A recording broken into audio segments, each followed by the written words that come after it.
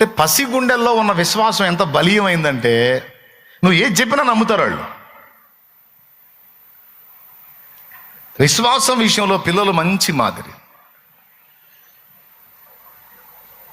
పట్టుదల విషయంలో కూడా మంచి మాదిరి, గోజాడటంలో మాదిరి. మరో దానికేమో మీరు కష్టపడాలి, మీరు ప్రయాసపడాలి అన్నాడు. ఎందుకు ప్రేమ కలిగి ఉంటానే ప్రయాసపడాలి అంటే చాలామంది మనుషులు మనకు నచ్చరు, అది గొడవ. చర్చికి వస్తేనే ప్రేమ కలిగి ఉండాలంటారు, ఇంటికాడికి పోతే వాళ్ళు చేష్టాలు చూస్తేనే పట్టుకొని తన్నాలనిపించింది. వాక్యం గుర్తొచ్చింది ప్రేమ కలిగి ఉండాలి అని. ఆయనకేం బాగానే చెబుతాడు, ఇక్కడ పడుతున్న వాళ్ళకి అర్థమైద్ది అనిపిస్తుంది. అయినా సరే నువ్వు ప్రేమ కలిగి ఉండాలి. ప్రేమ కలిగి ఉంటానికి నువ్వే కష్టపడాలి. దానివల్లనే సాధించగలవు ఏదైనా. మళ్ళీ చెప్తున్నాను, ఓడిపోయినట్టు కనపడిద్ది కానీ నీ ప్రేమే గెలిచిద్ది. నష్టపోయినట్టు కనపడిద్ది కానీ నీ ప్రేమ అన్నిటినీ సంపాదించుకుంటుంది. దాసుడు దాసురాలైనట్టు కనపడిద్ది నీ ప్రేమ, కానీ ఎదుటి వాళ్ళని దాసులు దాసురాలుగా చేసుకుంటుంది. తెలుసా మీకు? భార్య యజమానుడా, భర్త యజమానురాలా? మీరు చెప్పండి. భార్య యజమానుడా, భర్త యజమానురాలు? చెప్పండి, మీరు చెప్పండి. ఎవరు యజమాని, ఎవరు యజమానురాలు? ఎవరు దాసురాలు, ఎవరు యజమానుడు? ఇప్పుడు శారా అబ్రహాముని యజమానుడా అందంటే అబ్రహాముకి ఆమె ఏమైనట్టు? మీరు చెప్పండి.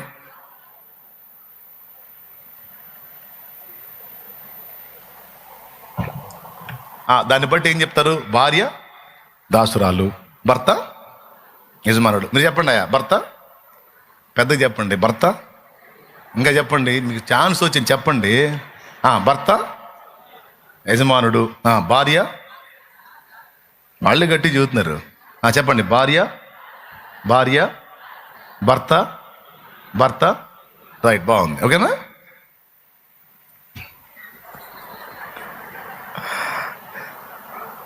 యజమానుడు అనే బిల్డప్పే కానీ ఆడుంది నీ యాజమాన్యం.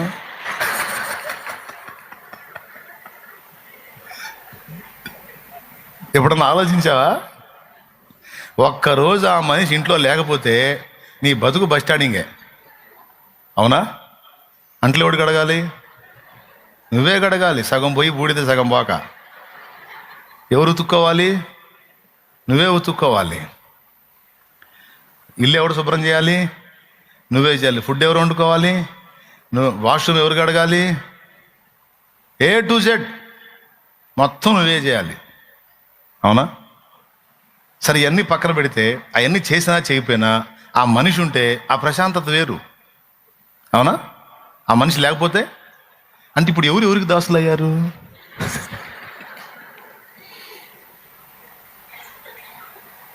ఎంతమంది ఒప్పుకుంటారు బ్రదర్స్? మీరు చెప్పండి.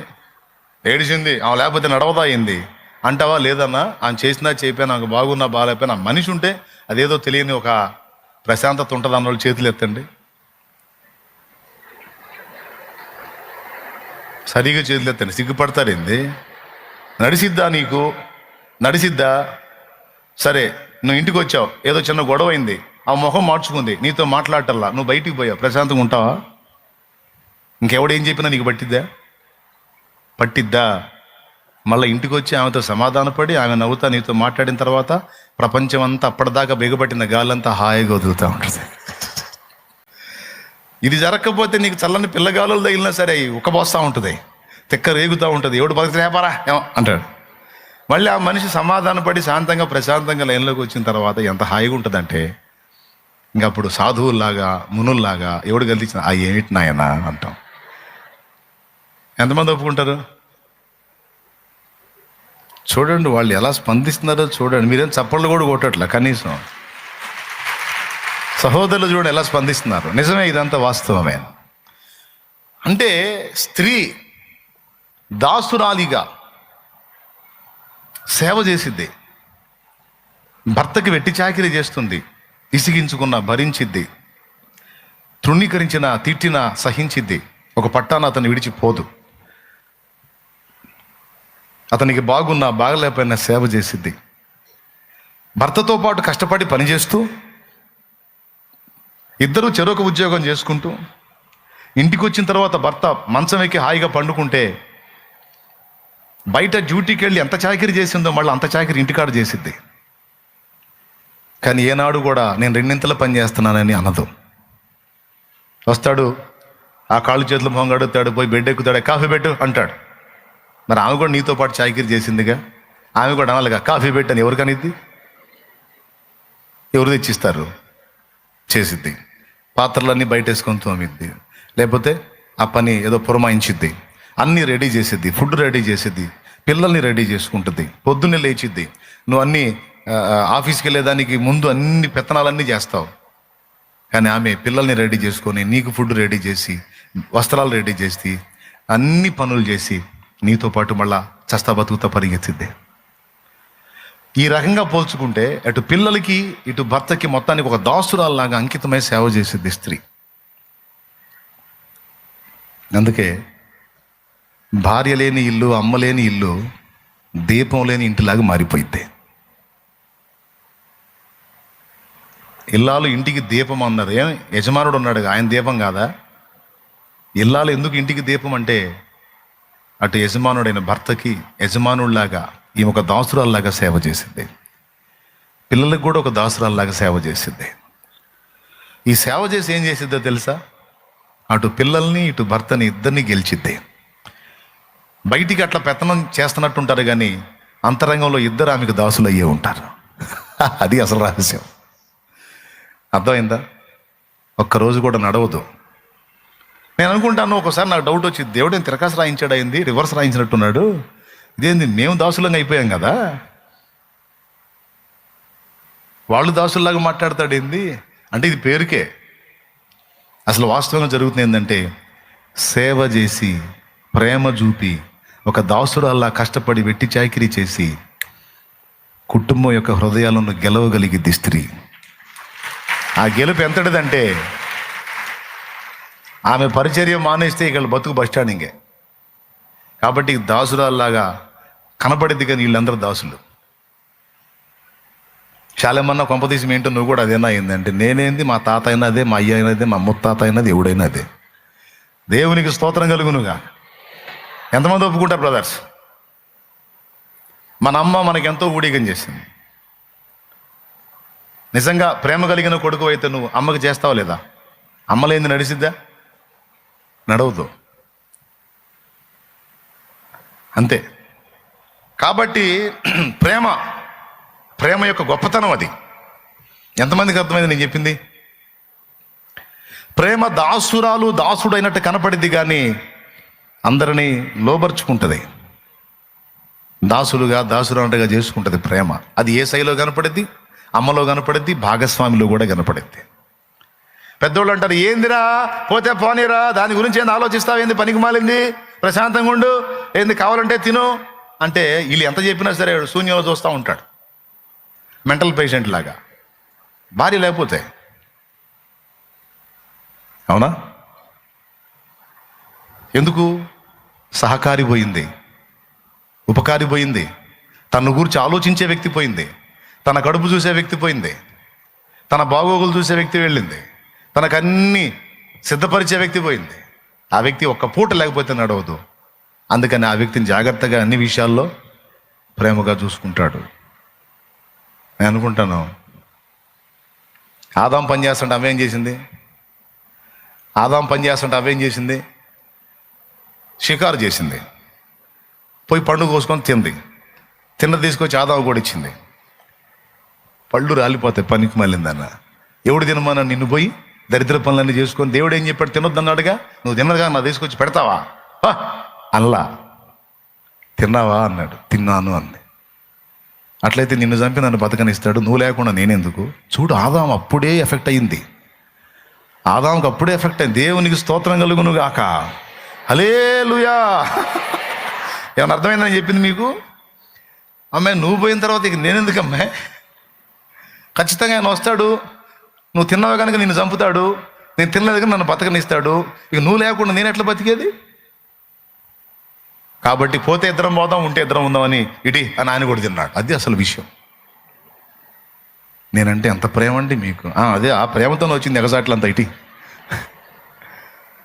ఇద్దరు కలిసి తిన్నారు, దేవుడు వచ్చాడు, చూశాడు, వాళ్ళని తిట్టేదేదో తిట్టాడు, వాళ్ళకి బదులు ఒక పశువుని వధించి వాళ్ళకి ప్రాయశ్చిత్తం చేసి వాళ్ళకి చావు రాకుండా ఆ మరణాన్ని ఆ పశువు మీదకి పంపించి ఆ చర్మం తీసుకొచ్చి వాళ్ళ చొక్కాలు చేయించి తొడిగించి ఇక రన్నింగ్లో దించాడు. ఇదంతా ప్రేమను బట్టి. ప్రేమను బట్టి ఆదాము హవ్వ ఇచ్చిన పండ్లు తిన్నాడు.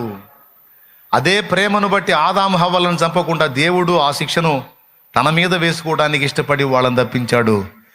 ఆ ప్రేమను బట్టే మహిమను విడిచి వచ్చాడు. ఆ ప్రేమను బట్టే సిలువను ఎక్కాడు. ఆ ప్రేమను బట్టే మనందరిని సహిస్తున్నాడు, భరిస్తున్నాడు. ఆ ప్రేమను బట్టే సర్వలోకానికి ప్రకటించమన్నాడు. ఆ ప్రేమను బట్టే వచ్చిన వారికి రక్షణ అన్నాడు. ఆ ప్రేమను బట్టి రక్షింపబడిన వాళ్ళందరినీ పాప క్షమాపణ నిమిత్తం బాప్తిస్మం పొంది నిత్య జీవానికి వారసులైన వారిని తీసుకువెళ్ళడానికి యుగ యుగాలు ఇక తన యొద్దనే స్థిరంగా ఉంచుకోవడానికి యేసు మరలా త్వరలో రాబోతున్నాడు. ఇదంతా ప్రేమను బట్టే. దేని బట్టి? రైట్. సర్వోత్తమమైన మార్గం ఏది? ఏంటి? శ్రేష్టమైనది ఏంటి? 2. ప్రయాసపడాల్సింది దేని గురించి? ఆఖరి మాట చెప్తాను. అంటే ప్రసంగానికి ఆఖరి మాట కాదు, ఆ అంశానికి ఆఖరి మాట. తిమోతికి రాసిన పత్రికలో ఉపదేశం చేసే వాళ్ళు, అంటే సేవకుడు కానీ సేవకురాలు కానీ బోధించే వాళ్ళ యొక్క బోధ గురించి కూడా మాట్లాడుతూ ఉపదేశ సారమేదనగా ప్రేమే అన్నాడు. నువ్వు ఉపదేశించే ఉపదేశములో సారము ప్రేమై ఉండాలి అన్నాడు. చూస్తారా?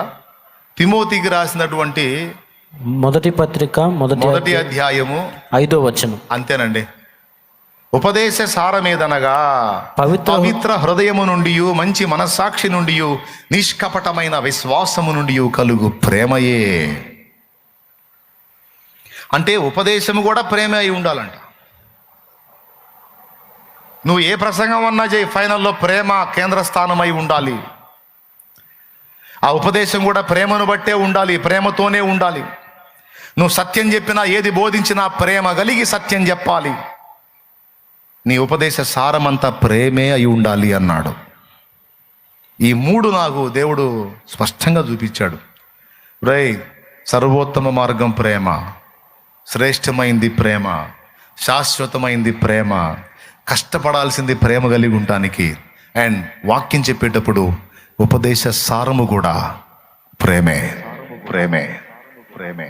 అందుకే ఏ ఉపదేశం చేసినా, ఒక సబ్జెక్ట్ మాట్లాడినా, మళ్ళా బిడ్డలో ఉన్నటువంటి ఇబ్బందులను ఎదుర్కొంటున్న పరిస్థితులను దృష్టిలో పెట్టుకొని దేవుని ప్రేమను బట్టి, పరిశుద్ధాత్మ ప్రేరణతో ఆ ప్రేమను బట్టే కొన్ని ఓదార్పు మాటలు పలుకుతాను, కొన్ని ఆదరణ మాటలు పలుకుతాను. ఇదంతా ప్రేమను బట్టే. ఎందుకంటే వాళ్ళు ఎదుర్కొంటున్న ఒత్తిళ్ళు, స్ట్రగుల్స్ను బట్టి మానసికంగా డిస్టర్బ్ అయి ఉంటారు. మరి నా ప్రేమ ఆగదు. ఆ ప్రేమను బట్టే ఓదారుస్తాను, ఆ ప్రేమను బట్టే ధైర్యపరుస్తాను, ఆ ప్రేమను బట్టే గద్దిస్తా కూడా. పిరిగి పందా, ఎందుకు భయపడుతున్నావు, ఎందుకు కలవరపడుతున్నావు అని. ఆ ప్రేమను బట్టే. నువ్వు బాధపడితే నేను చూస్తూ ఉండలేను, ఆయన కూడా చూస్తూ ఉండలేడు. ఉపదేశ సారము కూడా ప్రేమే అయి ఉండాలి. ఇప్పుడు మీరు 4 మాటలు చెబుతారన్నమాట. నేను చెప్పిన 4 మాటలు. నంబర్ 1, సర్వోన్నతమైన మార్గం ప్రేమ, శ్రేష్టమైనది, శాశ్వతమైనది, కష్టపడాల్సింది, ఉపదేశ సారం అది. ఆర్థిక ఇబ్బందిలో నీ ఇంటికి నీ చుట్టం వచ్చి సమస్య చెప్తే 10,000 సమస్య ఉన్నోడి కనీసం ఒక 1000 ఇచ్చి మాట్లాడితే సరిపోయింది. పైసా కూడా ఇవ్వకుండా, మరే దేవుడిని నమ్ముకో, దేవుడిని నమ్ముకుంటే బాగా జరిగిద్ది, నమ్ముకో, మంచి జరిగింది, అంత మంచి జరిగింది, నమ్ముకో. మేము కూడా ఒకప్పుడు బాధల్లో ఉన్నాలే, దేవుడు నమ్ముకో, నాకు బాగా అయింది, మాకు నువ్వు కూడా నమ్ముకో, బాగా అయిందంట.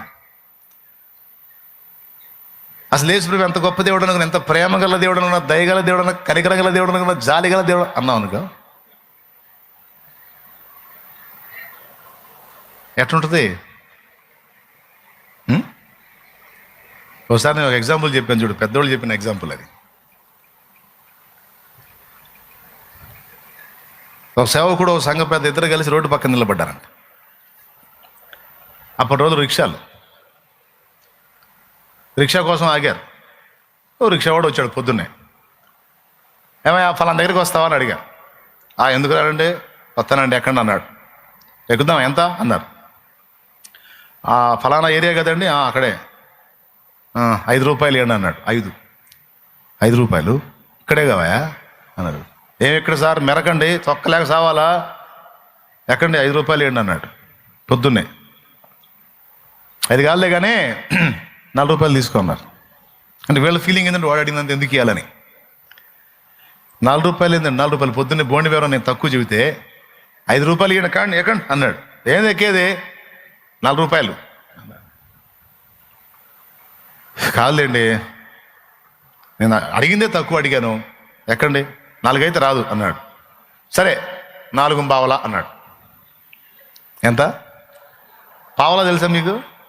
పావలా ఎంతమందికి తెలుసు? పావలా అమ్మయ్య కాపాడారు, దించండి. 4 పావలా వస్తావా అన్నారు. 4 పావలా, ఓహో భలే బేరం జరిగింది పొద్దునే నాకు. 5కు దగ్గరండి, వచ్చారాడు లేతే లేదన్నాడు. మరి మొండోళ్ళలాగా ఉన్నావు. సరే ఇంకో పావలా కట్టుకో, 4.5 అన్నాడు. ఈ పావలా వ్యాపారం ఏంటండి పొద్దునే నాకు దరిద్రం. 5 ఇస్తే వస్తా లేతే లేదండి అన్నాడు. ఏమయ్యా మరి కోపిష్లాగా ఉన్నాను, మరి పావలా కూడా తగ్గవా? సరిగా 4.30 అన్నాడు. సోరీ ఆయన, ఈ పావలాల గోలేందిరా బాబా అనుకుని, పావలా నువ్వే ఉంచుకోవా, ఎక్కవా ఎక్కండి అన్నాడు. ఎక్కి కూర్చున్నారు. 2 దేవుని భక్తులు, సేవకులు. ఇప్పుడు వాళ్ళకి ఏం భారం వచ్చింది? రిక్షావాడికి సువార్త చెప్పాలి.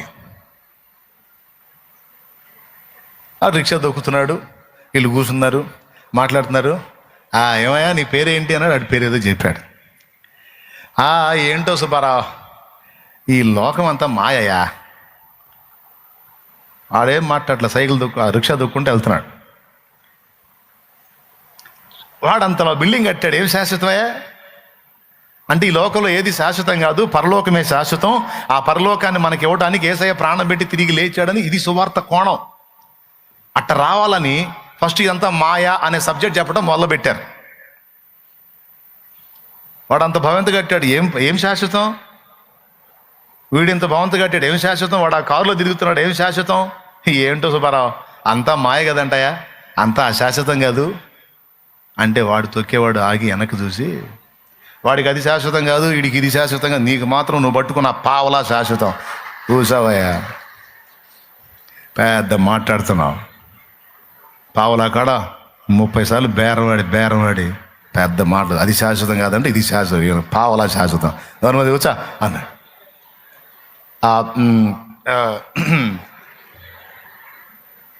ఇంకా లేదు డైలాగు.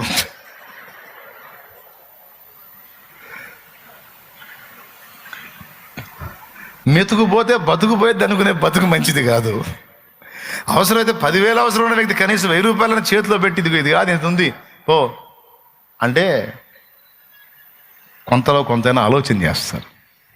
కానీ ఏమీ హెల్ప్ చేయకుండా, ఏ విధమైన ప్రేమ చూపకుండా మనం ఒట్టి మాటలు మాట్లాడి పంపిస్తే అవతల వాళ్ళు దేవుని ప్రేమ రుచి చూడలేరు. ఎంతమందికి అర్థమైంది? కాబట్టి పావలా కాడ కక్కుర్తి పడి ప్రసంగం చేయాలని చూసేవాడు చేయించాడా?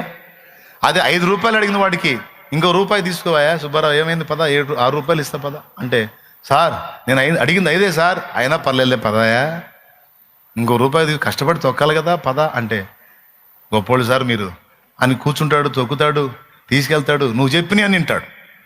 ఎందుకంటే నీ క్రియ నీలో దేవుడి ప్రేమ చూశాడు కానీ నువ్వు చెప్పిందంత వింటాడు.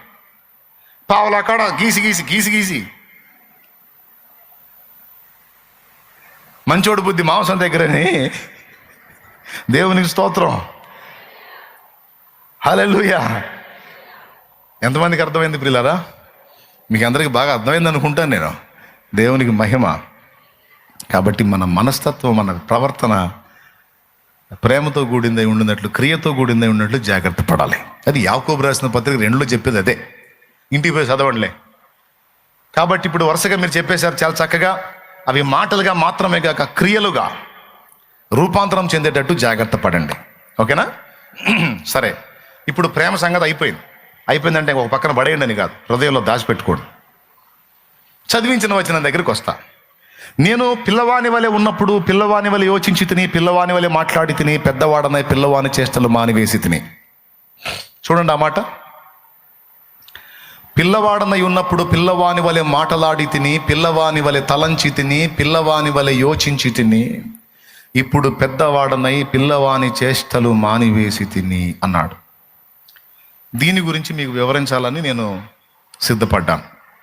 దానికి ముందు ఆ ప్రేమను గురించి మదర్ తెరీసా లైఫ్ నుంచి కొన్ని సాక్ష్యాలు మీరు విన్నారు. మీరు కూడా యేసు ప్రభుని గురించి ప్రకటించడం కంటే శ్రేష్టంగా యేసు ప్రభుని యొక్క ప్రేమ మీ క్రియలో చూపగలిగిన నాడు అనేక హృదయాలను గెలవగలుగుతారు.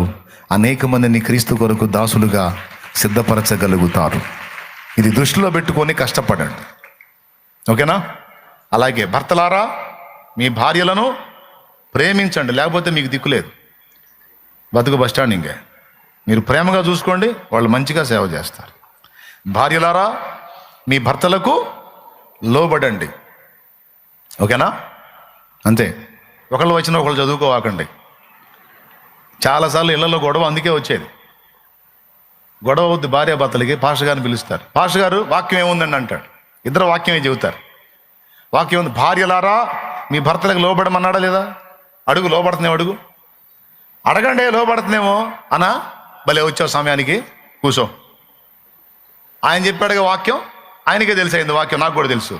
భర్తలారా మీ భార్యలను ఆయన ప్రేమించమన్నా, నేను లోబడతాను అని ఏమంటది. ఆయన అంటాడు, అవును లోబడమన్నా, నేను ప్రేమిస్తాను అంటాడు. పాస్టర్ గారికి బ్రెయిన్ వాష్ అయింది అక్కడ. ఏం చెప్పాలి? ఇద్దరు వాక్యమే చెబుతున్నారు. అసలు వాక్యం చెప్పాల్సింది పాస్టర్ గారు. పాస్టర్ గారిని కూర్చోబెట్టి ఇద్దరు వాక్యం వాళ్ళు చెబుతున్నారు. బైబిల్ వచనాలే. అప్పుడు ఆయన లేచి వెళ్తా ఏం లేదమ్మా, ఈ గొడవ అంతటికి కారణం వాక్యమే. వాక్యం గొడవకి ఎందుకు కారణమైంది అయ్య గారు? అంతేనమ్మా, వాక్యమే. అయితే ఎలా అయిందంటే, ఒకళ్ళ వచ్చినా ఒకళ్ళు తీసుకున్నారు, అందుకు ఈ గొడవ వచ్చింది. వదిలేసి ఎవరు వచ్చినా వాళ్ళు తీసుకోండి, సమస్యకు పరిష్కారం అయింది అన్నాడు. ఒకళ్ళు వచ్చిన ఒకళ్ళు ఏంటి? భర్తలారా మీ భార్యలను ప్రేమించండి అనేది మగవాళ్ళు వచ్చినాం. భార్యలారా మీ భర్తలకు లోబడండి అనేది ఆడాళ్ళు వచ్చినాం. కానీ భార్య ఏమైతే మాట్లాడింది? ఏమనుందన్న? భర్తలారా మీ భార్యలను ఆయన ప్రేమించట్లేదా? కంప్లైంట్. అట్లా కాకుండా ఇద్దరు ఒకరు వచ్చిన ఒకరు తీసుకున్నారు. అట్లా కాకుండా ఎవరు వచ్చినా వాళ్ళు తీసుకుని ఒకసారి చదవండి. నీకేముందమ్మా? భార్యలారా మీ భర్తలకు ఉంది కదా, నువ్వు అది సాధన చేయమ్మా. అది నీ వచ్చినవమ్మా, ఆయనది కాదు. అయ్యా నువ్వు భర్తలారా మీ భార్యలను నీ వచ్చిన నువ్వు తీసుకొని సాధన చేయనా? తెలివితేటలు మీకే కాదు, నాకు కూడా ఉన్నాయి. చెప్పినట్టు చేయండి అని వచ్చాడు ఆయన. దేవునికి స్తోత్రం కలుగును గాక. హల్లెలూయా. ఇంకోసారి చెప్పండి గట్టిగా. ప్రేమ మర్చిపోతారా? ఆన్లైన్ ఉపదేశం తెల్లారేటప్పటికి ఉష్పటాక అయితే నాకేం పోయింది మీరే. నేను ఎటు కూడా జాగ్రత్త పడుతున్నాను దేవుని కృపలో, మీరు కూడా జాగ్రత్త పడండి. సరే, పాయింట్కి వద్దాం. పౌలు తన ఆత్మీయ అనుభవాన్ని గురించి మాట్లాడుతున్నాడు, భౌతికంగా కూడా కొన్ని విషయాలు మాట్లాడుతున్నాడు. ప్రేమను గురించి పైన మాట్లాడాడు. క్రిందికి వచ్చేటప్పటికి కృపా వరాలను గురించి మాట్లాడుతూ అక్కడ కూడా ప్రేమనే హైలైట్ చేశాడు. అయితే ఆ సందర్భంలో ఆయన మాట్లాడిన మాట, ఈ మాట చాలా కీలకమైంది. నేను పిల్లవానినై ఉన్నప్పుడు పిల్లవాని వలె మాట్లాడి తిని, పిల్లవాని వలె తలంచి తిని, పిల్లవాని వలె యోచించి తిని, ఇప్పుడు పెద్దవాడనై పిల్లవాని చేష్టలు మానివేసి తిని అన్నాడు. అక్కడ 3 విషయాలు ప్రస్తావించాడు. పిల్లవాని మాటలు, పిల్లవాని తలంపులు, పిల్లవాని యోచన. ఈ 3 విషయాలు దృష్టిలో పెట్టుకోండి. ఏమిటా 3? పిల్లవాని వలె మాట్లాడాడంట, పిల్లవాళ్ళలాగా తలంచాడంట, పిల్లవాళ్ళలాగా ఆలోచించాడంట. ఇప్పుడు పెద్దవాడై ఆ పిల్ల చేష్టలన్నీ మానేశాడట. అంటే మాటలు మానేశాడా? తలంచటం మానేశాడా? యోచించటం అంటే ఆలోచించటం మానేశాడా?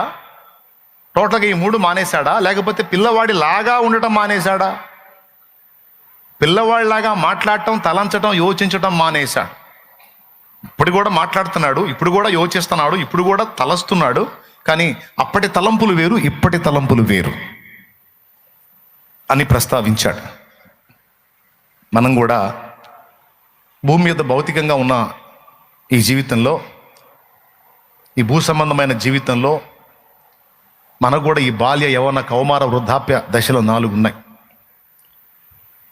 బాల్య దశ, పిల్లల యోచన, పిల్లల తలంపు, పిల్లల చేష్టలు, పిల్లల మాటలు.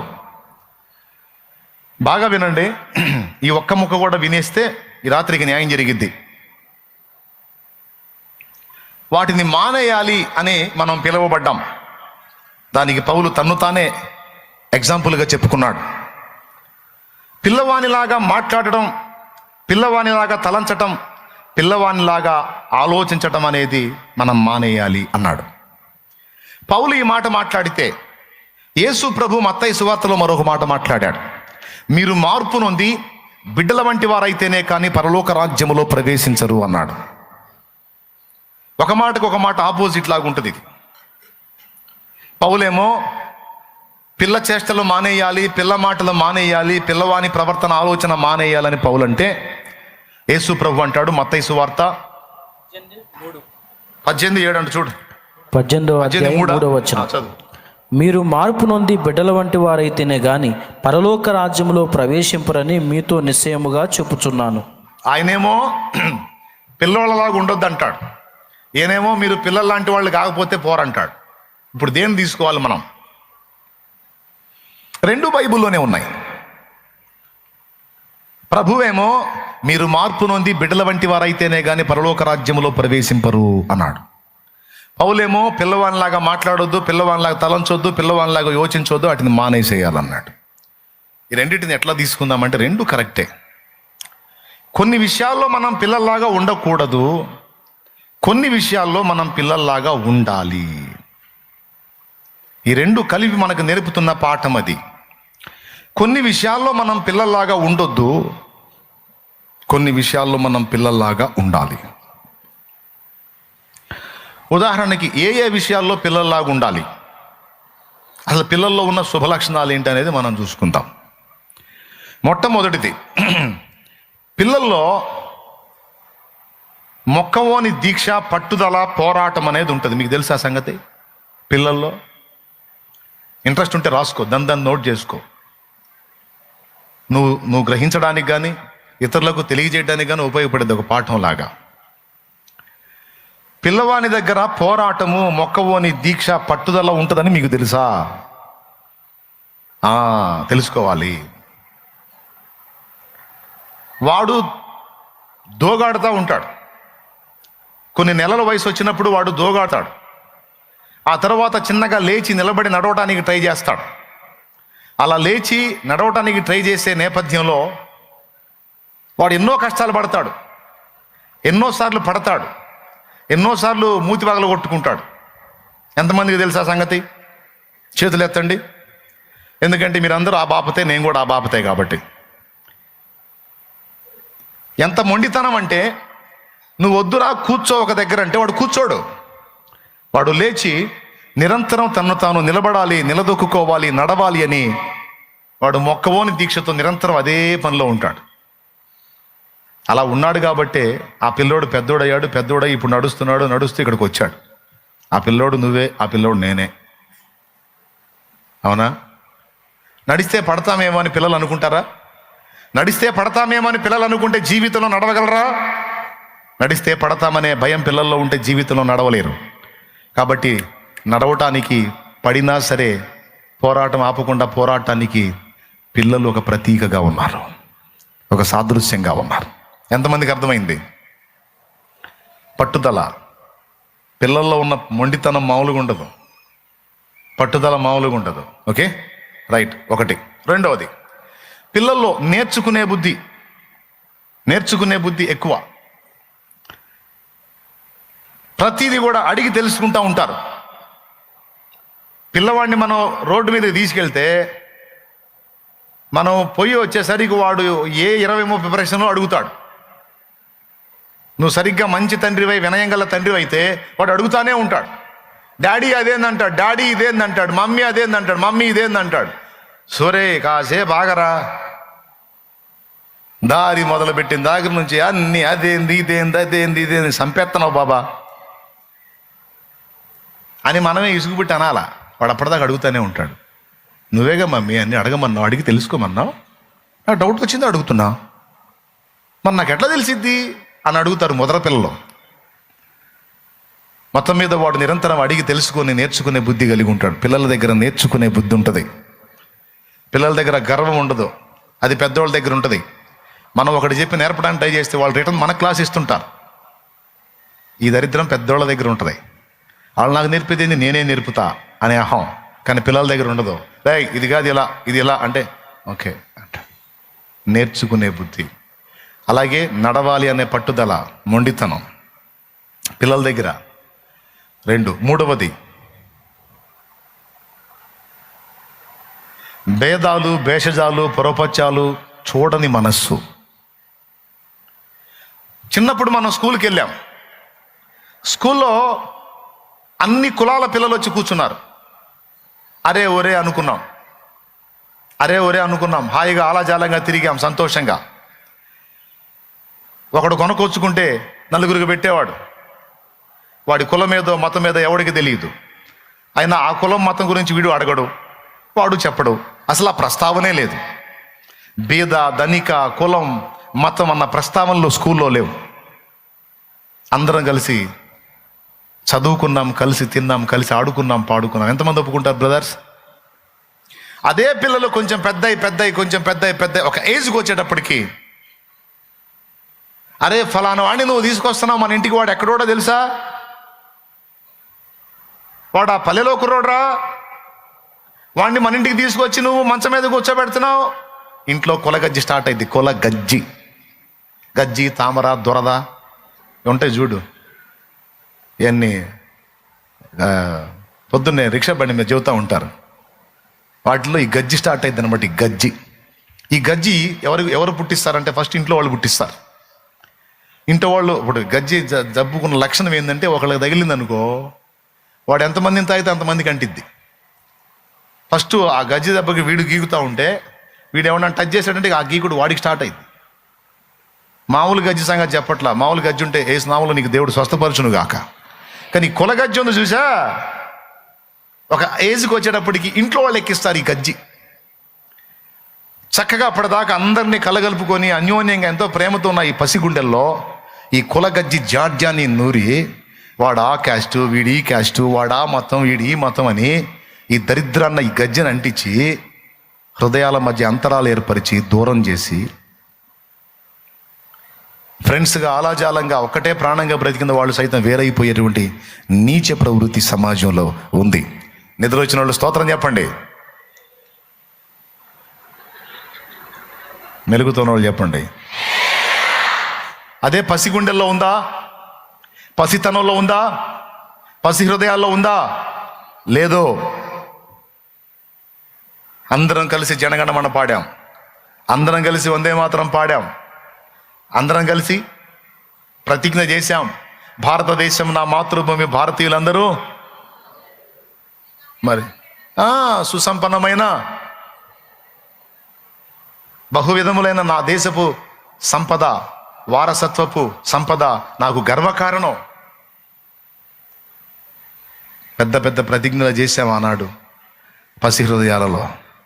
కానీ పెరిగి పెద్ద అయిన తర్వాత భారతీయులందరూ నా సహోదరులు కాదు, నా మతస్థులే, నా కులస్తులే. ముఖ్యంగా మా గజ్జి కులమే.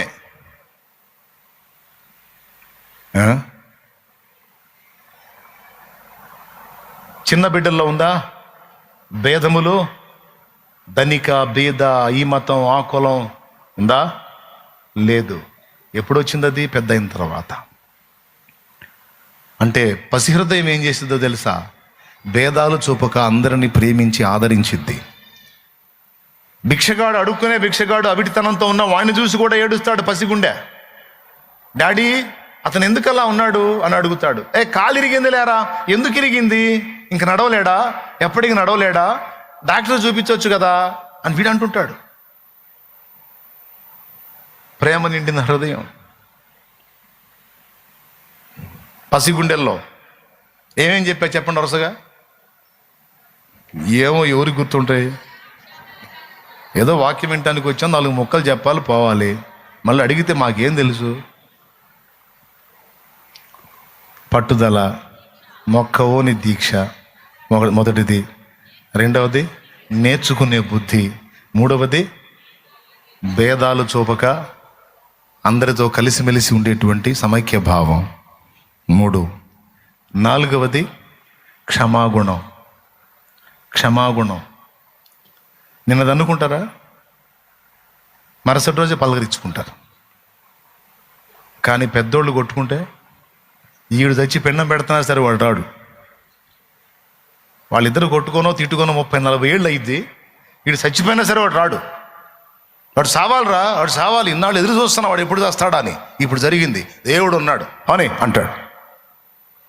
కానీ పసిగుండెలు అట్లా కాదు. నిన్న గొడవైనా సరే ఈరోజు మళ్ళీ వాడు కలిసి వాడితో ఆడతాడు, పోయి ఒప్పుకుంటాడు. అరే ఏమనుకోవాకు, నిన్ను నువ్వు అన్నందుకు నేను కొంచెం కోపడ్డా, ఆడుకుందా అంటాడు. నేను రాను, లేపో, తప్పైందేవా, రమ్మంటే రావింది, నేను రాను.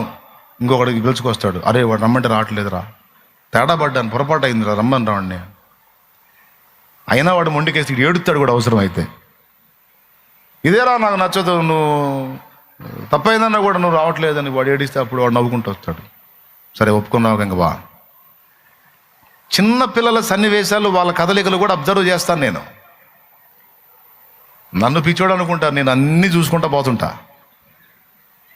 అసలు ఎవడి సైకాలజీ ఏంటి, ఎవరి దగ్గర ఏ సబ్జెక్ట్ ఉంది, ఓ పశువు దగ్గర ఏముంది, పక్షి దగ్గర ఏముంది, పసిబిడ్డ దగ్గర ఏముంది, పాలు తాగే పాప దగ్గర ఏం పాఠం ఉంది. నేర్చుకునే బుద్ధి మన దగ్గర ఉంటే ప్రతి ప్రకృతిలోని ప్రతి ప్రాణిలో, ప్రతి ప్రదేశంలో, ప్రతి దానిలో నుంచి మనకు పాఠాన్ని ఇవ్వడానికి దేవుడు శక్తిమంతుడు. ఇంకా చాలా ఉన్నాయి, ఆఖరికి ఒకటి చెప్తాను. పిల్లల్లో అచంచల విశ్వాసం ఉంటుంది. తెలుసా మీకు ఆ సంగతి? పిల్లల్లో అచంచల విశ్వాసం ఉంటుంది, చలించని విశ్వాసం. మన విశ్వాసం కన్నా పిల్లల విశ్వాసం గొప్పది. పేతురు చెరసాల్లో ఉన్నప్పుడు పేతురు కోసం సంఘం అత్యాసక్తితో ప్రార్థన చేస్తుందని అపోస్తల కార్యం 12వ అధ్యాయంలో ఉంది. పేతురు వచ్చి తలుపు కొట్టాడు. తలుపు కొట్టినప్పుడు తలుపు తీసింది పెద్దోళ్ళ పిల్లల? రోదే అనే ఒక చిన్నది. అపోస్తల కార్యం 12:13 అతడు తలవాకిటి తలుపు తట్టుచుండగా రోదే అనే ఒక చిన్నది ఆలకించుటకు వచ్చెను. పెద్దోళ్ళంతా ప్రార్థన చేస్తుంటే పిల్ల ఏం చేస్తుంది? ఒకసారి ఆలోచించండి. హైదరాబాద్ లాంటి సిటీలో కర్ఫ్యూ భయంకరంగా అమల్లో ఉన్నప్పుడు ఒక బామ్మ మనవడు ఇద్దరే ఉంటున్నారు ఆ ఇంట్లో. ఆమె దేవుణ్ణి నమ్ముకున్నావా, వాడు చిన్నోడు. బయటకు వస్తే పోలీసు వాళ్ళు కొడుతున్నారు. వాళ్ళ బామ్మ వాడు ఇద్దరికి ఫుడ్ లేదు, పెట్టే దిక్కు లేదు. మామూలుగా ఇదేమి లేకపోతే ఆమె బయటికి పోయి పని చేసుకొచ్చింది, ఆడు ఆమె తిని బతుకుతారు. ఇప్పుడు ఆమె బయటికి పోవడానికి లేదు. ఆకలి అవుతుంది బామ్మ, ఏం చేద్దాం అన్నాడు. ప్రార్థన చేద్దాం రారా అని ఇద్దరు మోకాళ్ళని ప్రార్థన చేశారు. ప్రార్థన చేస్తే ఆహారం వచ్చిద్దా అన్నాడు. వచ్చిద్దిరా. యేసయ్య పంపిస్తాడా? పంపిస్తాడు. ఎట్లా పంపిస్తాడమ్మా? ఎట్లయినా పంపిస్తాడరా, నీకెందుకు? ఏలియాని కాకుల చేత పోషించాడు ఆయన. ఏలియా ప్రార్థన చేస్తే కెరీతు వాగు దగ్గర మోకాళ్ళుని కాకులు మాంసము రొట్టెలు తీసుకొచ్చి ఇచ్చినాయి. కాబట్టి మనం ప్రార్థన చేద్దాం, మనకు ఆయనే ఫుడ్ పంపిస్తాడంది. సరేనా? సరే. ఇద్దరు ప్రార్థనలో కూర్చున్నారు. స్తోత్రం స్తోత్రం స్తోత్రం అని మొదలుపెట్టింది. ఈ మధ్యలో ఇదికి డౌట్ వచ్చింది. ఇప్పుడు బామ్మ కాకుల చేత ఆహారం పంపిస్తాడని చెప్పింది కదా, మేము తలుపులు కిటికీలు అన్నీ మూసేస్తే మరి కాకి ఎటు నుంచి వచ్చింది? ఇప్పుడు కాకి ఇంట్లో రావాలిగా. రావాలంటే ఏం చేయాలి? తలుపులు తీయాలి. అందుకని వాడు మెయిన్ తలుపులు తీయకుండా కిటికీ తలుపులు తీశాడు. ఎందుకంటే కిటికీలో కూడా కాకి రావచ్చు కాబట్టి కిటికీ తలుపులు తీశాడు. ఆ కిటికీ బయట పోలీస్ ఆయన ఉన్నాడు, కాపలాకు వచ్చిన పోలీస్ ఆయన ఉన్నాడు. తలుపులు తీశాడు. రేయ్ ఎందుకు రా తలుపులు తీసావు అన్నాడు బయట ఉండి. వాడు చూస్తూ ఉన్నాడు. ఆమె ప్రార్థనలో స్తోత్రాలు స్తోత్రం అంటున్నాం. ఎందుకు రా తీసావు అన్నాడు. కాకి కోసం అండి అన్నాడు వీడు. ఏంది అన్నాడు. కాకి వచ్చిద్దని చెప్పింది బామ్మ, కాకి కోసం తీసా అన్నాడు. కాకి రావటం ఏంట్రా అంటే, మా ఇంట్లో అన్నం లేదండి, మాకు ఆకలి అవుతుంది, మరి మా దేవుడు ప్రార్థన చేసినప్పుడు కాకుల చేత ఆహారం పంపిస్తాడని బైబిల్లో ఉంది, మా బామ్మ చెప్పింది, అందుకని మేము ప్రార్థన చేయబోతున్నాం, మరి కాకు వస్తే అన్నీ మూసుంటే ఎటొచ్చింది, అందుకని కిటికీ తీసా అన్నాడు. ఆ పోలీస్ ఆయన నవ్వుకొని పోయాడు. సరే ఈ కిటికీ ఏవాకరా అంతే ఉంచు అని పోయాడు. ఇద్దరు ప్రార్థన చేశారు. వీడు తడవకోసారి ఆ కిటికీకి వెళ్ళి చూస్తున్నాడు కాకు వచ్చిందా అని. చివరికి ఆయన వచ్చాడు, పోలీస్ ఆయన తలుపు తెచ్చాడు. తలుపు తీశారు.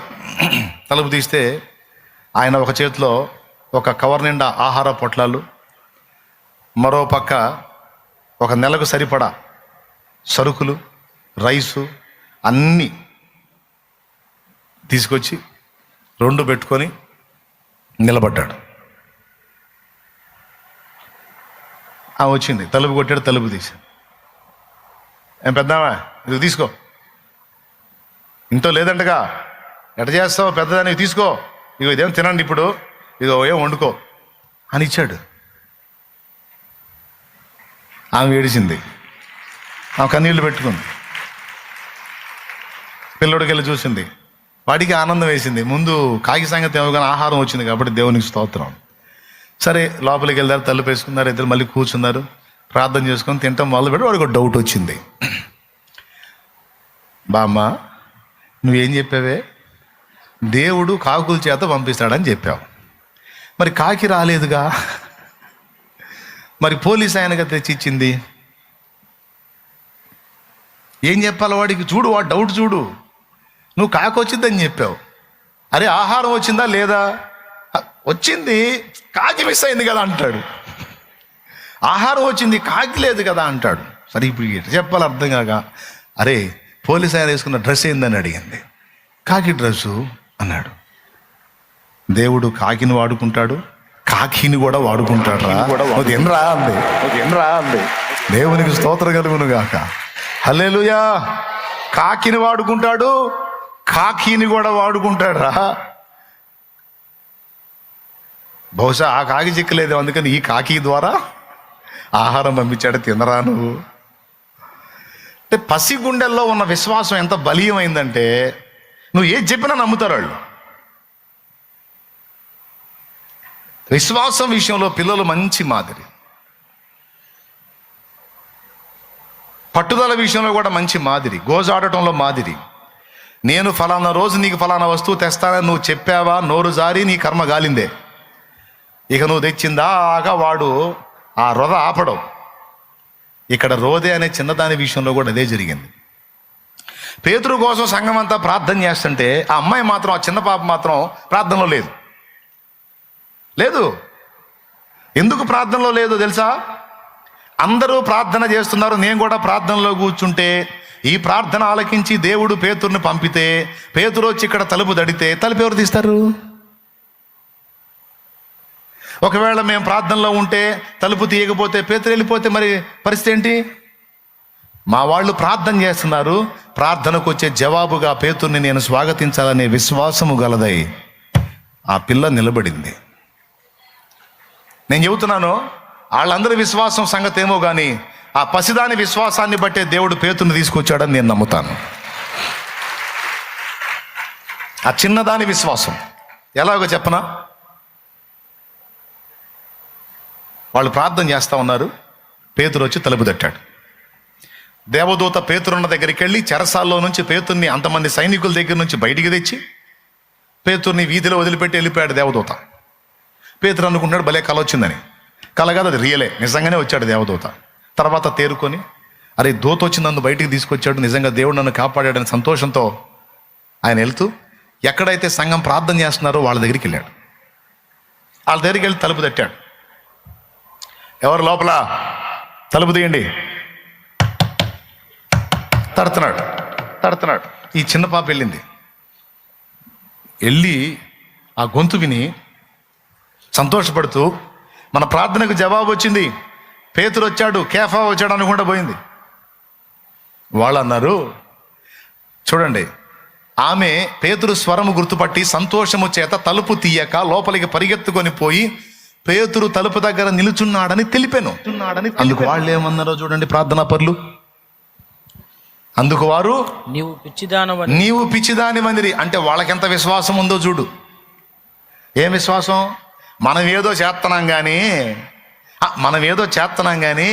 మన ప్రార్థన విని అంత సెక్యూరిటీలో ఉన్నటువంటి పేతుర్ని దేవుడు బయటికి తేవటం, ఆ పేతురు ఎక్కడికి రావటం జరిగేది కాదు. పిచ్చిదానపా అన్నారు. నేను పిచ్చిదాన్ని కాదు, మీరు చేయటం అయితే ప్రార్థన చేశారు కానీ మీరే పిచ్చోళ్ళు, విశ్వాసం లేని పిచ్చోళ్ళు.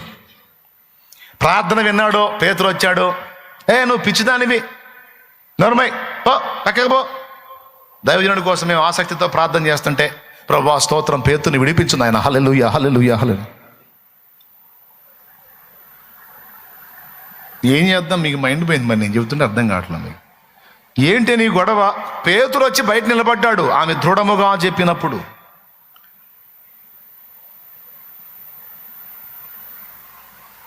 అతడు దూత అనుకున్నారు వాళ్ళు. ఆమె దృఢముగా చెప్పినప్పుడు వారు అతని అంటే పేతురుని మాత్రం ఒప్పుకోట్లా. ఎందుకు? ప్రార్థన చేస్తున్నారు కానీ విశ్వాసం లేదు. మరి విశ్వాసం లేని ప్రార్థన దేవుడు వింటాడా? వినడు. మరి ఏ ప్రార్థన ఎవరిని బట్టి పేతుర్ని బయట తెచ్చాడు తెలుసా? అక్కడున్న ఆ గుంపులో ఆ చిన్నదాని విశ్వాసాన్ని ఆధారం చేసుకున్నాడు దేవుడు. ఆ చిన్ని గుండెలో దేవుని పట్ల ఉన్న విశ్వాసాన్ని ఆధారం చేసుకొని పెద్ద కార్యాన్ని జరిగించాడు దేవుడు. పేతుర్ని బయటికి తీసుకొచ్చాడు దేవుడు. మైండ్ పోయింది. తర్వాత చూడండి, పేతురు ఇంకనూ తట్టుచున్నందున వారు తలుపు తీసి అతన్ని చూచి విభ్రాంతి నొందిరి. చివరకు చూస్తే చిన్నదే గెలిచింది. వాళ్ళు ప్రార్థన అయితే చేశారు కానీ విశ్వాసం లేదు. అది పెద్దోళ్ళకి పిల్లలకు ఉన్న తేడా.